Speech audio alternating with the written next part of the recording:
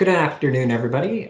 My name is Paul Stoddard, and I am the Planning Director for the City of Falls Church. And thank you for this opportunity to present to you the proposed FY22 operating budget for the Department of Community Planning and Economic Development Services. I'll go ahead and jump to my slides. The department is organized under the director, Jim Snyder. And then the department has a number of divisions within it. Economic Development, headed by Becky Witzman. Planning, headed by me. Zoning, headed by John Boyle. The Permit Counter, led by Kurt Deschemaker. And Building Safety, headed by John Russell. The department exists to improve quality of life and support the development of a safe city that balances economic, environmental, and social needs of both the current city generation as well as future generations. Department staffing, what's proposed is a department with 24.3 full-time equivalents funded out of the general budget. 1 for the department director, 8.8 within the planning division. The reason for fractional employees is that some are shared across divisions, as well as shared costs with the city's capital budget. Within economic development, there would be 2 FTEs. In zoning, that would be split between zoning administration, 2.5, and the permit counter, 3, and building safety and inspections, 7 FTEs. In terms of planned expenditures, what's shown on the screen is the pie chart out of the proposed operating budget for the entire city, showing 5% of the budget going toward community development. A sizable portion of that is actually for the city's annual WMATA contributions. So the CPEDS proposed budget is approximately $3.42 million, with 3.13 of that being for staffing, salaries, and benefits. The sources for the department's budget, a variety of sources: the building permit reserve, tech fees and admin fees that are levied against each permit and by ordinance used to support the department's operations, transportation grants, TOT tax, the hotel tax, as well as general fund. Major accomplishments in the previous, or I should say the ongoing fiscal year in economic development, a variety of projects in coordination with the Economic Development Authority, the microgrants program, small business assistance during COVID, the purchase of 302 Shirley Street with EDA land banking funds, completion of a parking study in the downtown area, as well as development and contract execution for a citywide wayfinding system.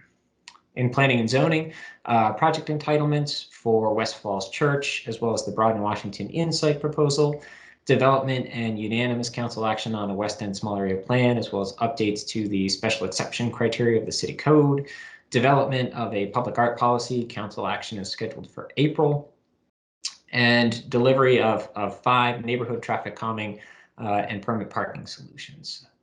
Within building safety, continuing plan reviews and inspections for the high school, Founders Row, the Volvo showroom, as well as a variety of projects.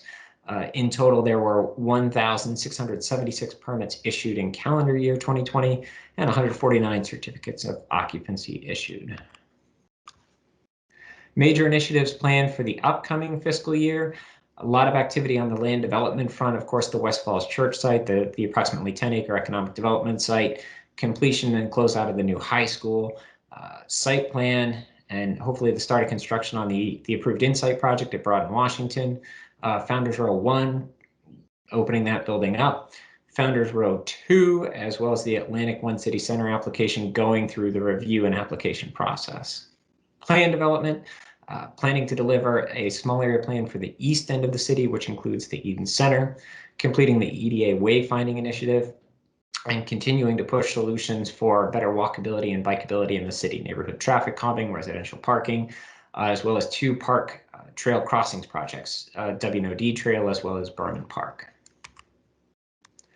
Core services that would continue, review of land development applications as well as buildings, economic development, a variety of business support activities, continued zoning enforcement, and community engagement. The department currently provides staff support for 9 different boards and commissions and regularly interacts with 6 regional and state organizations. Unmet and future needs. What's included in the department's budget proposal For fiscal year 22, unmet needs includes full-time funding for a downtown coordinator. The position was funded this year through a variety of funding sources, but those aren't available in the proposed budget.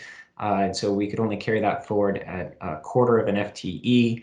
Of course, this position has been critical to a lot of the small business support activity that's been ongoing for the last year. Counter security, bringing the physical security of the permit counter on par with what's available at other public service counters in City Hall. Downtown programming, this is a line item that relies on the TOT revenues, the hotel revenues. Those are projected to decrease. So what's included in the current budget is about $12,000. The FY21 actuals are projected to be $32,000, so a significant drop there.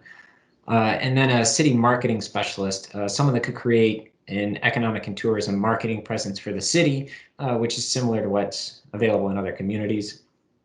Two things for consideration in future year budgets. First, some sort of online or web-enabled permit application whereby people could not only submit for permits online, but also track the progress of plan reviews. And then also future planning staff. Through various reorganizations over time, that the planning staff has lost resources in future planning. And so now the division has capacity for one comprehensive plan update or a small area plan per year. And the evidence of that, there have been no master plans adopted in the city since 2018, and 5 chapters of the comprehensive plan are more than 5 years old. Let me close just by going back and and showing again the major initiatives for fiscal year 2022. Thank you for this opportunity to make this presentation, and I look forward to answering any questions you all may have. Thank you.